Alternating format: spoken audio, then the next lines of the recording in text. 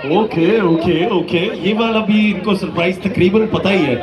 ये कुछ लोग हैं जिनको नहीं पता, मगर वो ऐसे लग रहा है कि उनको नहीं पता, उनको भी पता है। तो पहले काम करते हैं, जरा फैंस को टेस्ट करते हैं। How many fans of Talha Anjum do And how many fans do we have for Talha Yunus? And how many fans do we have for the young stars? असली अभी होने वाला है सब कुछ ऐसा वैसा। मैं तो लिरिक्स भी नहीं आते बच्चे। आपके गाने से पहले ठुमके और वो ब्रेक डांस मिक्स्ड कुछ चीज। बाजी रैप सुन के कोई भी ठुमके नहीं लगाता, पहली चीज तो ये। नहीं, उन्होंने अपना स्वैग दिखाया है भाई, वो स्वैग होता है ये। सो लेडीज एंड जेंटलमैन, एक और बात, आधा घंटा है हमारे पास, 12 बजने में। अर्शद नदीप का भी इंतजार है, यंगस्टर्स हमारे साथ बैक स्टेज पे है। और I have a feeling that this crowd is so pumped up. Okay, you're fans of young stars, right? Okay. मुझे ये बताएं, यहाँ पे अरशद नदीम के कितने फैंस और चाहने वाले जरा शोर मचाएं। तो हम आपसे ये सवाल पूछते हैं कि वो हमारे हीरो हैं, पाकिस्तान का नाम जो है रिप्रेजेंट करते हैं, उन्होंने पाकिस्तान का नाम पूरी दुनिया में रोशन किया। अच्छा, और 118 साल की ओलंपिक तारीख में इतनी बड़ी थ्रो नहीं हुई, यानी इसका मतलब है कि अगर हम यहाँ खड़े हैं तो 92 मीटर तकरीबन उस स्टॉल के पास, वो जो पीछे हमें नजर आ रही है ड्रेसिंग, तकरीबन 100 मीटर की तो रेस होती है यार। तो यानी 92 मीटर, तकरीबन 93 मीटर उन्होंने जैवलिन थ्रो की, और 118 साल का ये रिकॉर्ड जो है वो टूटा है।